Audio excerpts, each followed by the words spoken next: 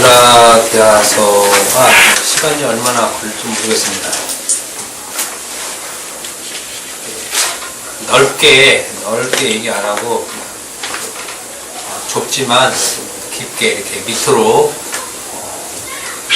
향하는 말씀으로 얘기를 하겠습니다. 그러니까 말씀을 다 못하고 부분해서 전체가 이루어지고 또 볼 수 있도록 말씀을 전할 것입니다. 갈라디아서의 기본적인 상황은 바울이 전한 그 복음의 그 갈라디아 교회에 율법주의가 들어왔다는 것입니다. 율법주의. 늘 이것을 잊지 않고 여러분들이 일단 기본으로 갖고 계시기를 바랍니다. 다메섹에서 예수를 만나기 전에 바울은 참으로 하나님께 열심이었던 사람이었습니다. 하나님께 열심인 사람. 예수를 만나기 전에 하나님께 열심이었다는 것입니다. 참 희한하죠. 예수를 믿기 전에 하나님께 열심이었다라는 말 자체가 굉장히 좀 아이러니컬합니다. 예수를 안 믿는 것과 하나님께 열심을 내었다는 것, 예수를 안 믿어도 하나님께 열심을 낼 수 있다라는 것이 존재를 합니다. 그러니까 우리가 하나님을 사랑할 수는 있습니다. 하나님을 믿을 수는 있어요. 그렇지만 반면에 예수 안 믿을 수도 있다는 겁니다. 예수를. 그러니까 예수를 믿는 것과 하나님을 믿는 것과는 다르다는 말이 될 수도 있습니다. 동일한 말이 되어야 되는데 오늘날 기독교인들은 이 자체를 구분 못하기 때문에 좀 답답합니다. 사도행전 22장 3절에 자신이 하나님께 대하여 열심히 있는 자라고 말을 합니다.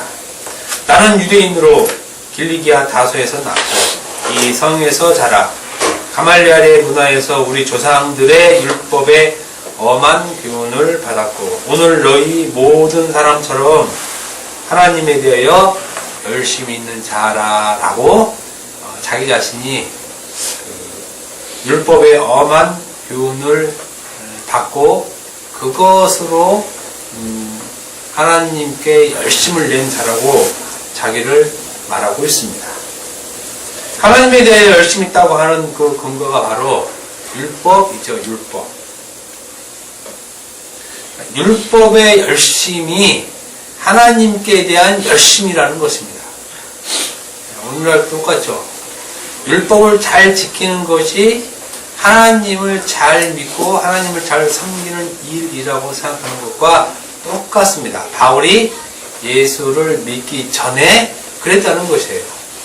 율법의 엄한 교훈을 받은 그 사고를 가지고 열심히 일한 것이 하나님께 대한 열심으로 알았고 또 하나님에 대한 열심으로 표현하는 것입니다. 자기에게 율법을 주신 그 하나님에 대하여 열심을 내었던 것입니다. 그리고 그 열심의 형태가 바로 나사렛 예수의 이름을 대적하는 것입니다. 율법을 근거로 해서 하나님께 열심을 내어 살았는데 그렇게 사는 그 겉의 그 표현이 예수의 이름을 대적하는 것이었다는 것입니다. 율법을 주신 하나님께 열심을 내는 방법을 가만히 생각해 보니까 나사렛 예수의 이름을 대적하는 것으로 생각이 되었던 것입니다. 바울이 예수님 만나기 전에 이렇게 예수님을 핍박하러 다녔던 것이 누가 이렇게 강제로 막 등 떠밀고 하라고 명령해서 한 일이 아니라 자기가 하나님께 대한 열심히 있는 자인데 이러면 안 되겠구나 라고 한 짓이 예수님을 핍박한 것이었다는 것입니다. 하나님에 대한 열심의 방법이 예수를 핍박하는 것으로 여긴 것이 바울이었던 것입니다. 그래서 예수를 믿는 사람들을 박해하고 죽이고 결박하여 감옥에 넘기고 그들을 심하게 모독하도록 강요했습니다. 예수 믿는 사람들을 회당이나 어디에 모아놓고 이 사람들을 모독하라고 강요했다는 것입니다. 바울이. 심지어 격분하여 외국성까지 가서 박해하였던 것이 바울이 예수를 만나기 전 하나님을 열심으로 믿었을 때 행한 일들이었습니다. 하나님에 대한 열심, 그것의 표현이 분노해서 마음에 강렬한 이런 화가 일어나서 예수님을 핍박한 것입니다. 이렇게 행했던 이유가 바로 그 마음속에 율법적 하나님을 믿고 있었기 때문이라는 것입니다. 그러니까 율법적 하나님을 믿고 있다는 것은 상당히 심각한 일입니다. 율법으로 말미암아 율법을 통해서 오르게 된다는 하나님을 바울은 믿어왔기 때문에 예수 믿음으로 오르게 된다는 것은 절대 있을 수 없는 것으로 여겼기에 그 예수를 이단으로 여기고 그를 믿는 사람들을 핍박하러 다녔다는 것입니다. 이것이 율법적 하나님을 믿는 현상입니다. 현상.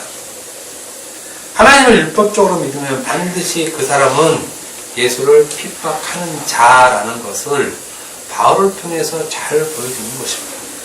우리는 바울을 볼 때 보통 신학자들이나 목사님이 바울 그 신학을 중점으로 보더라고요. 근데 제가 보니까 엉터리예요, 엉터리. 그냥 바울 자신만 보면 하나님이 이제 쭉 얘기하겠지만 하나님께서 왜 바울을 세우셨는지 그거 아주 잘 나타납니다. 바울을 세우신 이유. 그것을 통해서 우리가 그 바울의 그 옛신앙과 그 이후의 신앙들을 잘 비교해주는 걸 통해서 그 은혜와 율법들을 아주 잘 얘기해주고 있습니다. 율법적 하나님을 믿으면 반드시 예수를 핍박하는 현상으로 나타난다. 그러니까 예수님을 핍박하는 것이 하나님께 열심을 내는 일로 여기고 있는 바울을 볼 때 오늘날 우리가 율법을 열심히 내는 일이 얼마나 시약한 일인지를 깨달아야 한다는 것입니다. 이런 바울에게 예수님께서 다메섹에서 그에게 나타나시는 말씀이 나는 내가 박해하는 예수다라고 얘기를 합니다. 그리고 하시는 말씀이 네가 나를 핍박하는 이유가 무엇이냐라고 콕 찍어서 얘기를 해요. 콕 찍어서.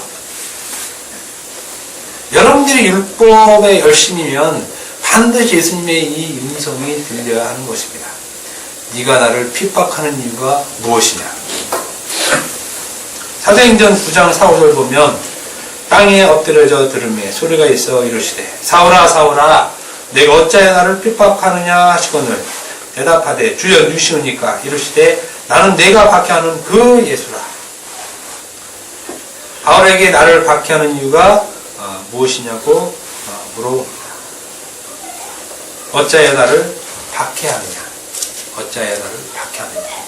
네가 무슨 이유 때문에 나를 박해하러 다니느냐. 이 말을 물어보시는 것이요. 네가 도대체 뭐 때문에 나를 박해하느냐 이거예요. 내가 너한테 무슨 잘못을 했길래.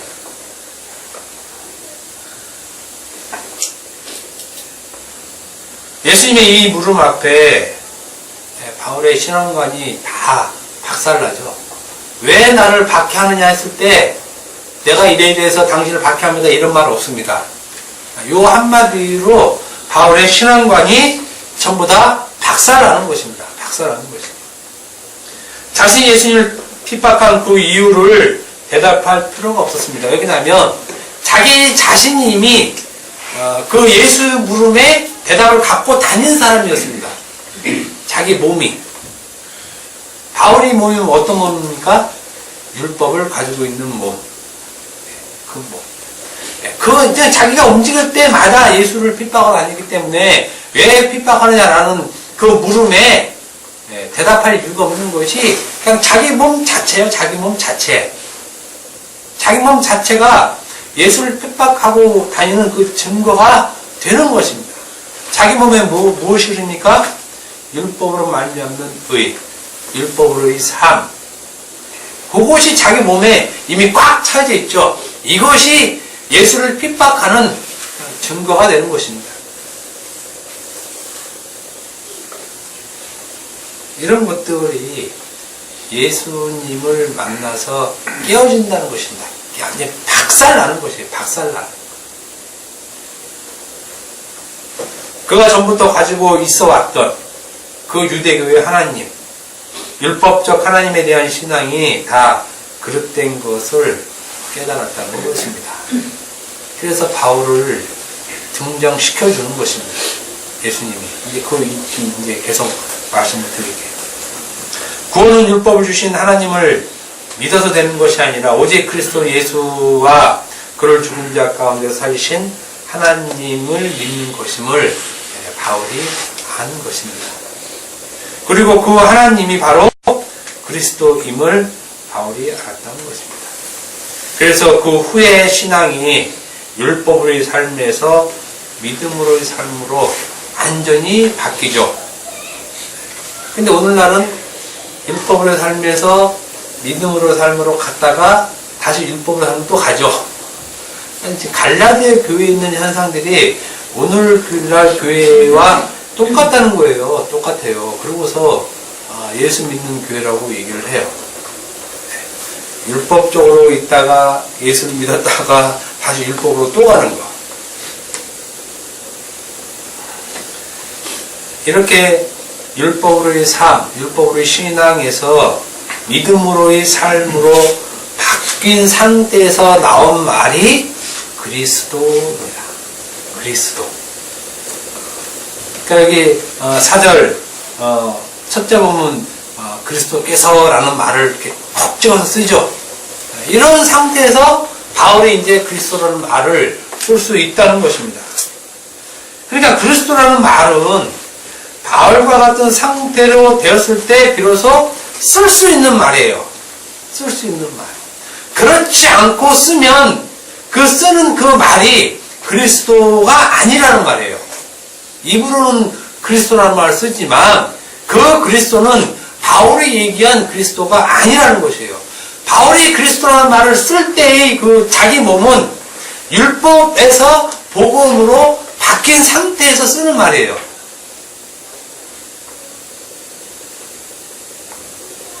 바울이 예수님을 만나기 전 상태에서는 그리스도라는 말을 사용할 수 없어요. 언제 사용하느냐?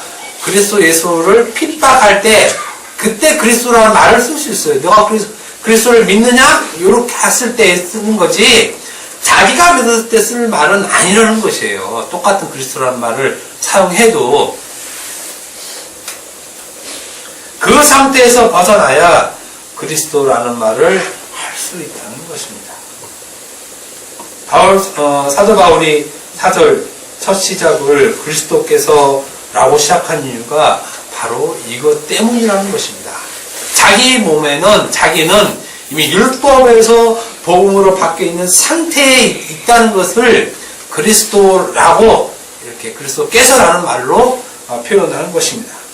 갈라디아 교회에 들어온 그 율법적 유대주의자들, 즉 율법을 지켜야 구원을 받는다고 말하는 그 이단들은 자신이 과거에 믿어왔던 신앙을 따르는 자임을 바울 자신이 그리스도라는 말을 통해서 구분짓고 있는 것입니다. 지금 너희 가운데 들어온 그 율법주의자들은 내가 전에 가지고 있던 그런 신앙들이었어 라고 얘기를 하고 그것을 그리스도라는 말을 통해서 구분 지어주는 것입니다. 구분 지어주는 것. 그 사람들은 그리스도라는 말을 할 수 없다는 것입니다. 저들의 신앙은 바울 자신이 옛날에 믿어왔던 그런 신앙이라는 것입니다. 이러한 신앙은 하나님을 믿는 것도 예수를 믿는 것도 아닌 오히려 하나님의 뜻으로 행하신 예수 그리스도를 오히려 핍박하고 박해하는 것임을 바울은 그리스도라는 말을 사용하면서 그들과 신앙이 구분되어 있음을 강조하는 것입니다. 바울의 이러한 강조점에도 불구하고 오늘은 그냥 아무나 그리스도라는 말을 사용하고 있습니다. 여전히 율법을 근거로 기준으로 신앙생활하면서 또 율법을 믿음의 표본으로 여기면서 그리스도라는 말을 가지고 있는 사람들로 넘쳐나고 있습니다. 제가 갈라디아서를 설교하려고 여러 책을 참고하는데 특히 교수들 중에 그런 얘기들을 많이 해요. 갈라디아 교회에 바울이 편지를 쓴 이유는 그들이 율법을 지키지 못해서가 아니라 율법을 완전하게 지키지 않고 있기 때문에 바울이 이런 편지를 썼다라고 얘기를 합니다. 그들이 율법을 잘 지켰으면, 온전히 지켰으면 바울이 이런 말을 쓸 필요 없을 텐데 라고 글들을 쓰고 있더라고요. 참 답답해요. 그렇게 많이 공부해서도 무식한 말을 할 수 있는 용기를 보면 대단해요. 지금 바울 자신이 지금 이렇게 쓰고 있는 그 상태를 모르는 거예요. 바울이 어떤 상태에 있었는지.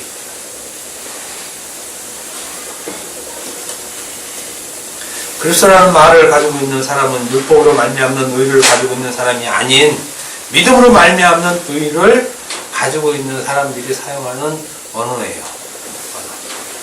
내가 예수를 그리스도로 믿습니다라고 하는 사람들의 언어, 그러니까 율법을 가지고 있지 않고 믿음을 가지고 있다는 것입니다. 믿음. 바울 사도는 바로 그 언어인 그리스도를 사용하고 있는 것입니다. 바울에게 있어서 이 말을 하는 것은 그의 모든 신앙의 내용들이 다 뒤집혀 있음을 의미합니다. 그리스도라는 말을 이 사용하는 이 단어 하나로 자기 자신의 신앙 상태가 그냥 완전히 뒤집어졌음을 의미하는 것이에요. 여러분들도 이 말을 하고 있다면 여러분들의 신앙 자체가 완전히 뒤집혀져 있어야 합니다. 율법에서 복음으로 가는 겁니다. 이러한 그리스도를 바울 사도는 4절에 그 의미를 명확하게 설명하고 있습니다. 그리스도라는 그 말의 의미. 물론 기름 부음 받은 잘 아는 그 어떤 언어적, 사전적 의미가 있지만 바울은 이 그리스도를 어떻게 설명하냐면 4절에 이 그리스도는 하나님 곧 우리 아버지의 뜻을 따라 이 악한 세대의 소리를 건지시려고 우리 죄를 대속하기 위하여 자기 몸을 주셨으니 라고 그리스도를 설명하고 있습니다. 이 그리스도가 어떠한 그리스도냐 하면은 우리를 하나님의 뜻에 따라 악한 세대에서 건져내시기 위하여 우리의 죄들을 대신하여 자기 자신을 주신 분으로 그리스도를 얘기를 하고 있습니다. 그러니까 지금 이 4절 안에 보면 율법에 대한 얘기가 전혀 없죠. 율법에 대한 얘기. 계속해서 얘기하겠지만 그리스도와 율법은 반대편에 있는 개념이에요. 사실은. 물론 나중에 당연히 하나지만 그러니까 바울은 그 그리스도와 율법을 하나로 얘기하지 않아요. 하나로 얘기하지 않아요. 바울 사도가 바로 이 그리스도를 갈라디아 교회들에게 복음으로 전한 것이고 이들은 이것을 복음으로 들었다는 것입니다. 하나님 곧 우리 아버지의 뜻을 따라 이 악한 세대에서 우리를 건지시려고 우리 죄를 대속하기 위하여 자기 몸을 주신 그 예수 그리스도를 복음으로 전했고 이들은 이것을 복음으로 받은 사람들이 갈라디아 교회들이라는 것입니다. 이 갈라디아 교회들이 바울에게 들었던 복음은 바로 그리스도라고 하는 내용의 말입니다. 바로 율법으로의 삶의 방식을 복음으로 들었던 것이 결코 아니었다는 것입니다.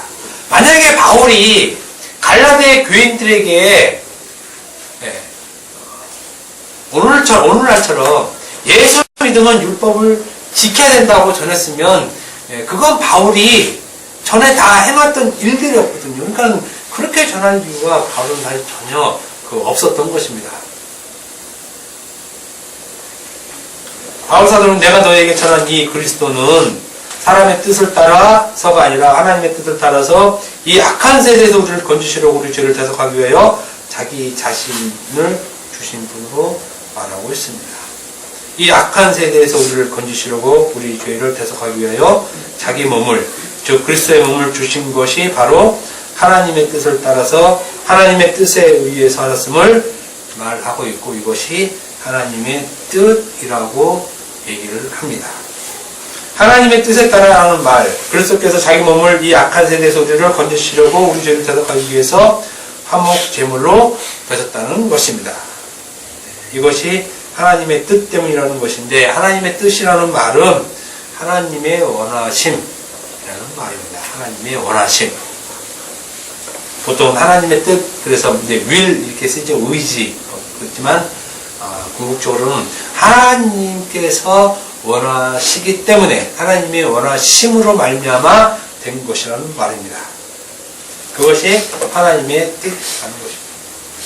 요한복음 6장 38절에 다시 보면, 4절에 보면, 내가 하늘에서 내려온 것은 내 뜻을 행하려 함이 아니요 나를 보내신 이의 뜻을 행하려 한다고 말씀하죠. 나를 보내신 이의 뜻은 내게 주신 자 중에 내가 하나도 잊어버리지 아니하고 마지막 날에 다시 살리는 것이라. 내 아버지의 뜻은, 이래서 내 아버지 뜻, 나를 보내신 이의 뜻, 이런 뜻을 많이 말씀을 하십니다. 내 아버지의 뜻은 아들을 보고 믿는 자에게 영생을 가지게 하는 것이라고 얘기를 합니다. 여기서 중요한 포인트는 내 아버지의 뜻은 우리의 구원과 영생이 아니라 내 아버지의 뜻대로 한다는 것에 있다는 것입니다. 한마디로 우리의 구원의 목적이 있기 때문에 예수 그리스도를 보내신 것이 아니라 아버지 뜻이기 때문에 그렇게 하셨다는 것입니다. 이 아버지의 뜻이 바로 오늘 본문 5절입니다. 그것은 바로 예수님에게 영광이 대대로 세세토록 영원히 있게 하기 위함이다 라는 것입니다. 하나님의 뜻대로 하신 이유가 바로 그 아들의 영광이 세세토록 있게 하기 위함이라는 말씀입니다. 이브리서 10장 9절 10절 보면 그 후에 말씀하시기를 보시옵소서 내가 하나님의 뜻을 행하러 왔나이다 라는 말씀이 있습니다. 하나님께서 예수님에게 하나님의 뜻을 행하게 하신 이유가 바로 하나님의 뜻을 행하신 그 예수에게 영광이 세세토록 있게 하기 위함이라는 것입니다. 예수님께서 자기 자신이 이 땅에 오신 이유, 물론 우리를 구원하시고자 하는 이유가 있지만 그렇게 오신 이유가 바로 하나님의 원하신 때문이라는 것입니다. 하나님 원하신 그 이유는 바로 하나님의 언약 때문에 오신 것이라는 것이죠. 그리고 그 언약을 완성하시고 가신 분이 하나님이라는 것입니다. 하나님의 뜻은 오직 그 아들 예수 그리스도에게 영광이 세세토록 있게 하는 것임을 우리는 알아야 합니다. 우리는 그리스도의 영광의 도구에 불과한 것이지 우리가 하나님의 뜻의 목적이 아니라는 것입니다. 우리에게 목적을 둔 것이 아니라 하나님 뜻의 목적은 그 아들 예수 그리스도의 영광이 세세토록 있게 하는 것입니다. 또 우리에게 알게 하는 것입니다. 우리에게 알게 하는 것. 이 뜻에 따라 그리스도께서 이 약한 세대에서 우리를 건지시려고 우리 죄를 대속하기 위하여 자기 몸을 주신 것입니다. 우리를 건지시려고 또 우리를 구원시키려고 자기 몸을 주셨는데 어디에서 건지시려고 하셨냐면 바로 악한 세대라는 것입니다. 악한 세대. 이 악한 세대에서 또 악한 세대 속에서 우리를 건지시려고 예수님께서 자기 몸을 희생 제물로 주셨습니다. 바울 사도는 이 세대, 세상, 또 이 세대의 사람들을 모두 악한 것으로 보았습니다. 이것이 바울 사도가 성령 받고 본 모든 세대가 악한 세대였다는 것을 알 수 있습니다. 그래서 로마서 3장 11절 말씀대로 의인 없나니 하나도 없다는 것, 선을 행하는 자도 하나도 없다는 것, 이것을 예수를 믿고 나서 알았던 것입니다. 예수를 믿고 보니까 의인은 하나도 없고 선을 행하는 자도 하나도 없다는 것입니다. 이것을 알았다는 것은 바울 자신의 기존 신앙과 즉 율법을 따라간 신앙이 오히려 악한 것이었음을 깨달은 것입니다. 그러니까 바울이 전에 율법을 따라 산 삶의 방식이 선을 행하는 줄 알고 있었습니다. 그죠? 그러니까 바울이 의인 없나니 하나도 없다라는 말을 이용했을 때는 예수를 믿고 나니까 자기가 따라한 그 율법적 행위, 율법을 지키면서 하는 행위가 그것이 선이 아니었다는 것을 안 것이라는 말입니다. 우리는 오늘날 하나님의 말씀을 지켜 살면 그거는 착한 행동, 선한 행동으로 알고 있는데 그건 바울이 그 전에 알고 있던 생각이었습니다. 예수를 믿고 나서 보니 그것이 바로 악한 세대가 행한 일임을 알았다는 것입니다. 바울 사도가 이 세대를 악한 세대라고 감히 말할 수 있는 근거가 바로 자기 자신의 옛 삶의 방식에서 그러함을 깨달았다는 것입니다. 바로 그 자신이 악한 세대의 상징이었습니다. 악한 세대의 상징. 악한 세대라고 성경에 얘기하니까 이 세대가 진짜 살지 못할 세대, 험악한 세대, 자식이 부모를 죽이고, 어린 아이를 추행하고, 어떤 반인륜적인, 폐륜적인 행위를 보니까 이 세상이 썩었어. 악해. 그러니까 우리 그리스도인들은 그러지 말고 착하게 살아야 돼. 이게 율법주의자들이 갖는 아주 단순한 사고방식이에요. 단순한 사고방식. 근데 그것이 아니라 바울이 지금 악한 세대라고 말할 수 있는 그 이유와 근거가 어디냐면 자기 자신에게 있다는 것입니다. 자기 자신. 자기를 보니까 악한 세대라는 말이 나오는 것이에요. 자기를 보니까. 그러니까 악한 세대의 기준점을 자기 자신에다 꽝 박아놓는 거예요. 자기 자신에다가. 그 자기 자신이 근데 사실 악한 일 한 적 없잖아요. 아주 선하게 율법으로는 흠이 없이 산 이 사람이 어떻게 세상을 악하게 보겠습니까? 열심히 살려고 하는데 바울 사도는 그 악한 세대의 기준을 자기 자신에게 두고 있습니다. 그 악한 세대가 자기가 전부터 가지고 있던 율법적 신앙, 율법으로의 삶, 그거를 악한 세대라고 표현하는 것이에요. 표현하는 것. 바울의 신앙관이 율법으로는 흠이 없다고 여기는 그 율법 신앙과 율법적 하나님을 믿는 것, 그것을 악한 세대라고 바울은 표현하고 있는 것이에요. 일반 사람들이 세상을 보는 시각이 아니라 바로 그 상태가 악한 세대의 상태라는 것입니다. 이것을 보여주기 위해서 또 확실하게 알게 하기 위해서 바울을 사도로 부르신 것입니다. 이 바울이 바로 악한 세대의 표상, 증인이었던 것입니다. 참 성경을 보면 더 놀라는 것이 바로 이런 것들입니다. 성경을 그냥 문자적으로 이렇게 보면 이렇게 알 수가 없어요. 악한 세대가 어떻게 바울이라는 거 어떻게 그렇게 얘기할 수 있습니까? 율법으로는 흠이 없이 사는 사람인데. 그런데 자기 자신을 보니까 내가 악한 세대였구나. 이거를 아는 것입니다. 아는 것이에요. 그럼 율법주의자들은 이걸 깨달을 수가 없어요. 자기 자신이 악하다는 것. 자기 자신이 선하다고 알지 악하다고 절대 알 수 없습니다. 근데 바울은 예수를 믿고 나니까 이것이 알게 되더라는 얘기예요. 율법으로 사는 것이 얼마나 하느님 앞에 악한 것이었는지.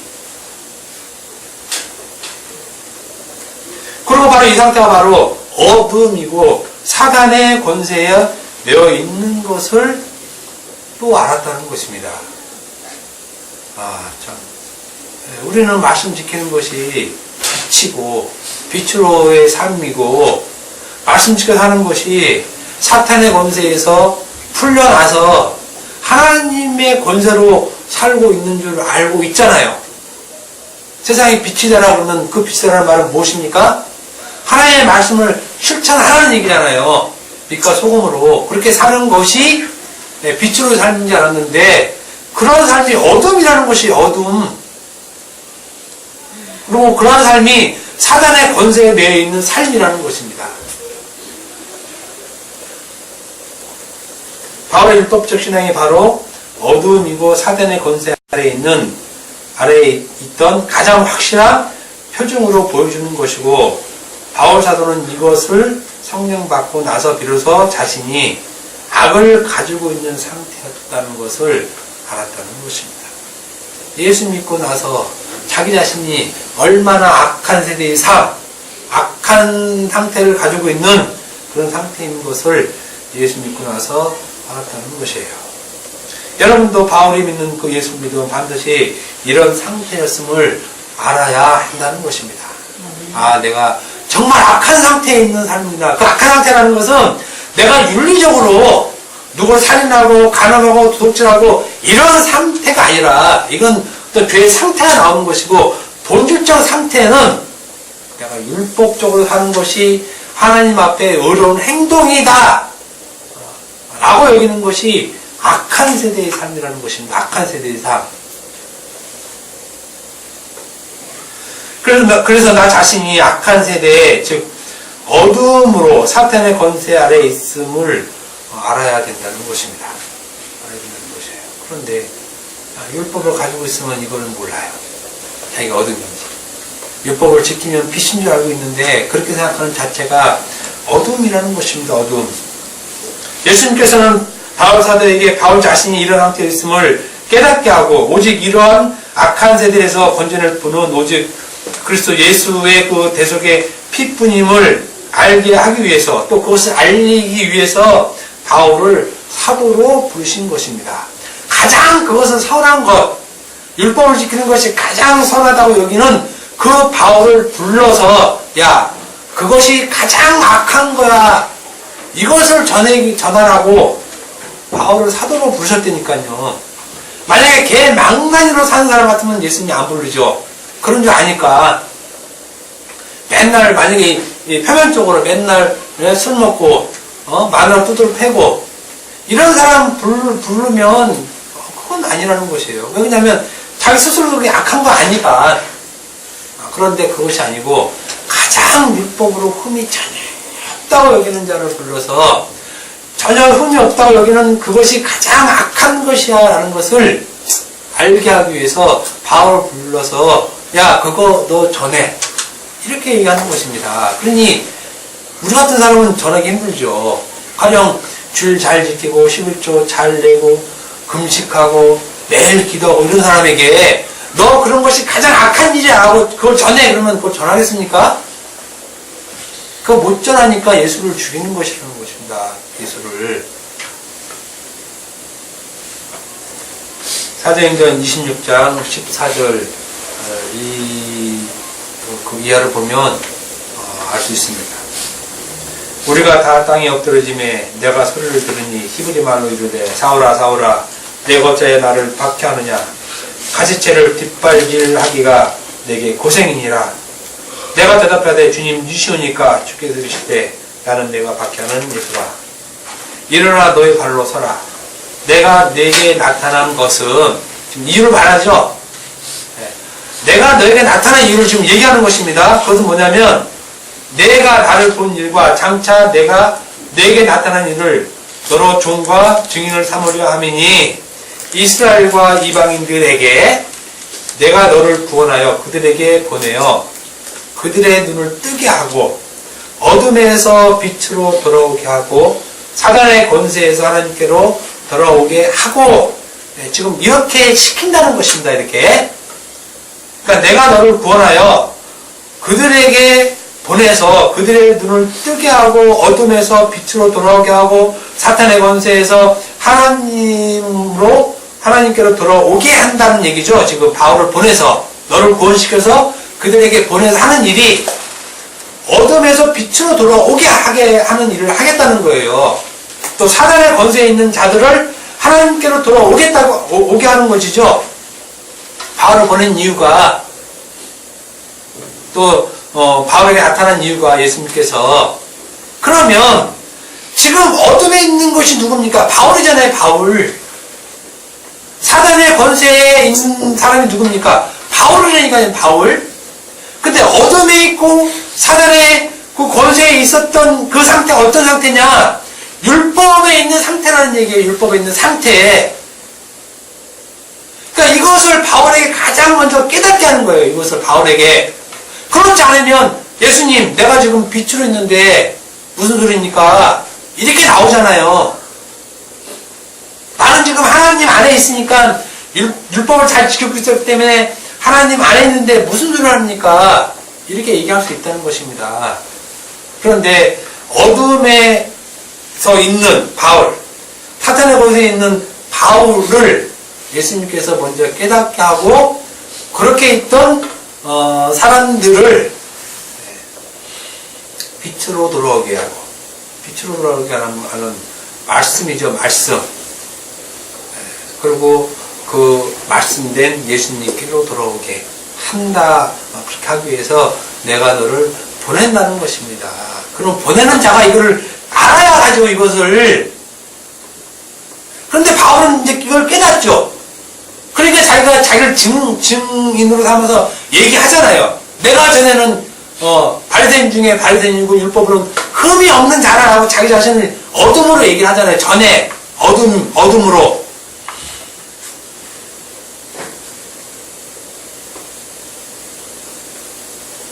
어둠의 상태에서 빛의 상태로 만드시겠다는 것입니다. 이 어둠의 상태, 즉 율법을 따라가는 삶, 그 상태가 바로 어둠이라는 것이에요. 어둠. 이 상태에 있으면 빛을 전혀 볼 수 없다는 것입니다. 그래서 요한복음 1장 5절에 빛이 어둠을 비추되 어둠이 깨닫지 못하더라 얘기하죠. 그 어둠이 뭐 어둠이 예수 안 믿는 사람이 어둠이 아니에요. 예수 안 믿는 사람이 어둠이 아니야. 빛을 깨닫지 못하는 상태가 어둠인데 그 어둠의 상태가 은혜와 진리가 빠진 모세의 율법을 가진 상태를 어둠이라고 하는 것입니다. 모세의 율법만 가진 상태. 그런데 이 어둠에 여전히 있는 사람들이 오늘날 예수를 믿는 사람들이라는 것이에요. 그냥 모세가 받은, 또 모세가 준 그 율법만 가지고 있으면서 나는 예수를 믿는다라고 얘기한다는 거죠. 모세를 말미암아 주어진 율법은 아는데 그 율법의 그리스도로 인해서 은혜와 진리가 되었음을 모르고 여전히 율법 속에 갇혀있는 그 어둠 속에 살고 있는 자들이 예수를 믿는다라고 말하는 사람들이라는 것입니다. 그러니 신앙생활을 얼마나 다른 방향으로 가지고 신앙생활을 하고 있습니까? 어둠이었던 바울을 불러서 빛으로, 그리고 하나님의 권세 안으로 돌이키게 하시려고, 또 그런 사람들을 돌이키게 하려고 바울을 사도로 불렀다는 것입니다. 그래서 서신 중에 바울의 서신이 그렇게 많은 것이에요. 그렇게 많은 것. 그래서 바울 서신들 보면 사복음서를 다 설명해 주잖아요. 다 설명해 줘요. 바울이야말로 이 악한 세대의 절대적 표준이 되는 인물입니다. 표준. 이 악한 세대가 한 짓이 무엇입니까? 바울이 한 짓이죠. 바울이 예수 만나기 전 율법을 가지고 있던 바울이 한 짓, 이 악한 세대. 사도행전 3장 14, 15절. 너희가 거룩하고 의로운 일을 거부하고 도리어 살인한 사람을 놓아주기를 구하여 생명의 주를 죽였도다. 그러나 하나님께서 죽은 자들 가운데서 그를 살리셨으니 우리가 이 일의 증인이라. 악한 세대가 한 일이 거룩하고 의로운 일을 부인하고입니다. 부인하고 도리어 살인한 사람을 놓아주기를 구하고 요구하고 그리고 생명의 주를 죽인 것입니다. 악한 세대가 한 일이 생명의 주, 즉 하나님을 죽였다는 거죠. 그리스도를 말하는 것입니다. 여기서 주라는 말은 시작하는 자, 태초자 이런 말입니다. 요한복음 1장 1절에 태초에 말씀이 계시니라 했을 때 그 태초, 그것을 말을 하고 있습니다. 그 태초에 계시던 그 말씀인 그리스도 예수를 죽인 것입니다. 그러니까 이 악한 세대가 한 짓이 바로 말씀이신 그리스도를 죽인 것이라는 것입니다. 이 말은 자기가 가진 그 율법으로 진리를 죽였다는 말입니다. 죽였다는 말. 즉 너희가 가지고 있는 율법으로 진리이신 그리스도 예수를 죽였다는 것입니다. 누가요? 이 악한 세대가, 악한 세대. 이 생명의 주를 죽인 것이 바로 악한 세대가 한 일이라는 것입니다. 무서운 말이죠. 무서운 말. 그러니까 우리가 성경을 자세히 잘 봐야 된다는 것입니다. 그래서 바울이 왜 악한 세대라는 말을 썼으며 왜 그리스도라는 말을 썼으며 그러니까 성경을 한 절 한 절 봐도 굉장히 어려운 것입니다. 어려운 것이에요.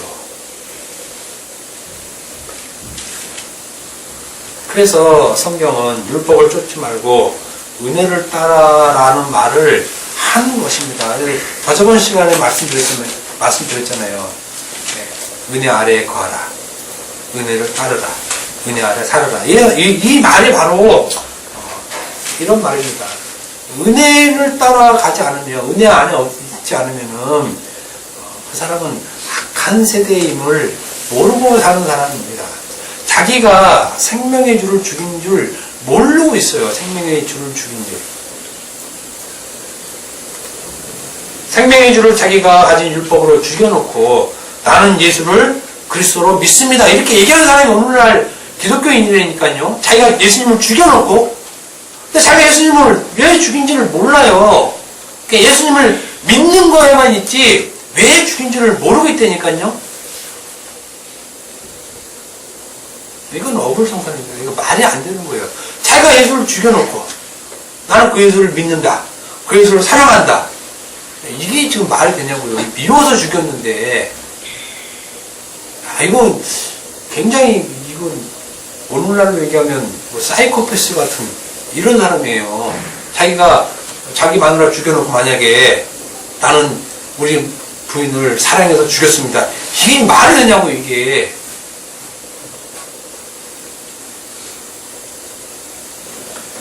이것은 아직도 자기 자신이 악한 세대에 있음을 알지 못하기 때문에 그래요.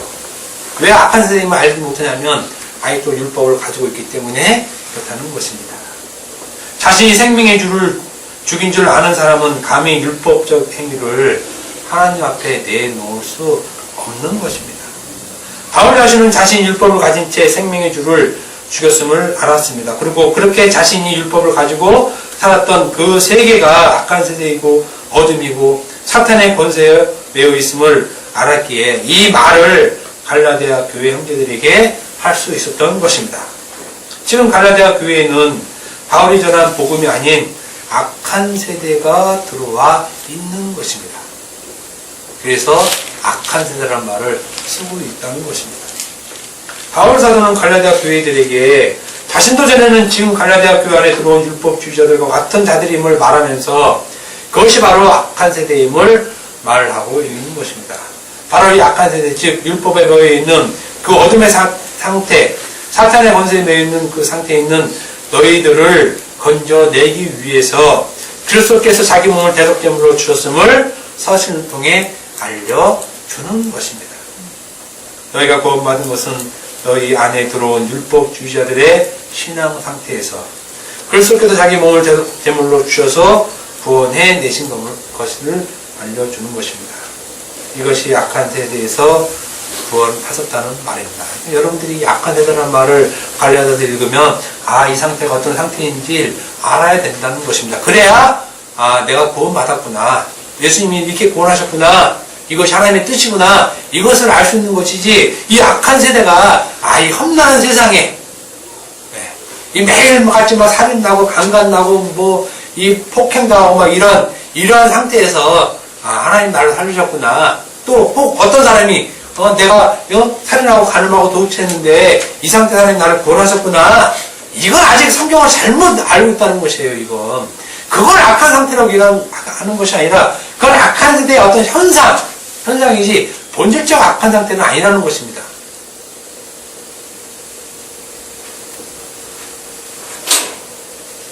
여러분은 무슨 죄에서 구원받았습니까?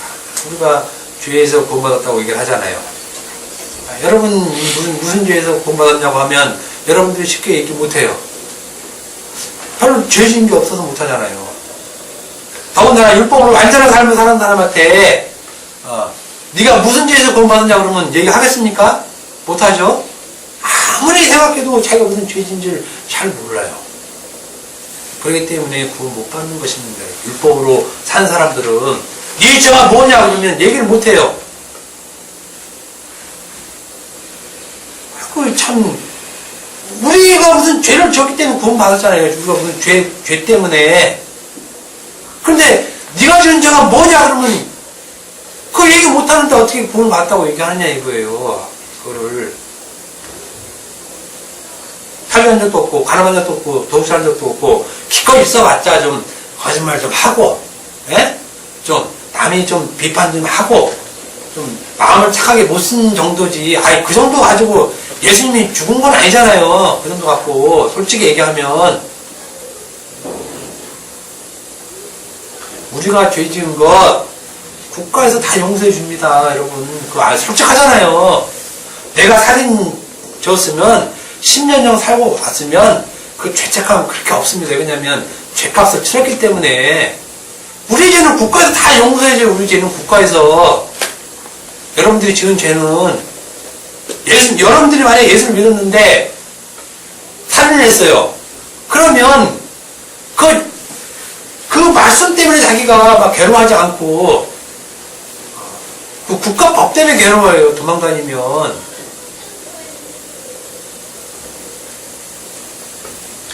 여러분들의 죄란 여러분이 가지고 있는 그 율법으로 생명의 죄를 죽였다는 거예요. 그게 여러분들 죄라니까요. 여러분들 죄.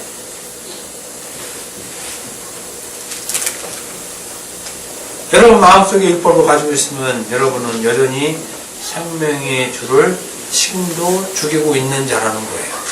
이것이 사도들의 고백이에요. 사도들의 고백. 사도들이 안 사실. 여전히 악한 세대 속 그 자체로 있는 것입니다. 그러나 바울이 전한 그 은혜의 복음 안에 있는 자들은 자신이 그 악한 세대에서 생명의 주를 율법으로 죽인 자였음을 알아요.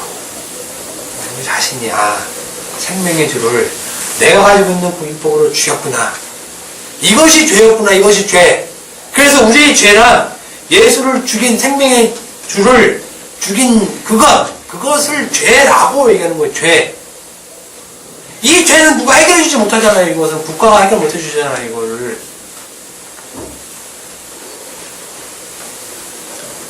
이것을 아는 사람들은 그렇기 때문에 날마다 그 죄를 자기 몸을 희생제물로 보내주신 예수님께 감사하며 그분께 영광을 돌릴 수밖에 없다는 것입니다. 그래서 영광이 그리스도 예수에게만 영원토록 있다는 것을 알게 하시는 것입니다. 알게 하시는 것. 그렇지 않으면 자기가 율법 지켜 하면 그 영광은 다 자기에게 받으려고 그래요. 자기에게 받으려고. 자기에게 받으려고 하니까 천국에 가서 그 상급 달라가는 거 아닙니까? 천국에 가서 내가 이 땅에서 잘 지킨 그 행위를 하늘에서 보답해 주세요. 이런 말을 감히 할 수 있다는 거예요. 감히. 그런데 자기가 생명에 주를 죽인 자면 어떻게 천국 가서 그 상급을 달할 수 있게 이런 얘기를 어떻게 할 수 있습니까? 그냥 고개 숙이고 그냥 이렇게 있는 것 뿐이죠. 모든 것을 영광을 다 그리스도에게 돌릴 수 있는 것입니다. 언제 율법의 행위가 빠질 때, 그 행위가 부정당할 때, 부정당하면서 다음 시간에 가장 중요한 그리스도의 은혜로 너희를 부르신 이를 이같이 속히 떠나 다른 복음을 따르는 것을 내가 이상히 여기노라라는 중요한 그 말씀이 나오죠. 다른 복음. 이 세상에서 얘기 안 하는 말, 이 세상 교회에서 절대 금기시하는 말, 다른 부분, 그 부분 얘기하겠습니다. 기도하겠습니다.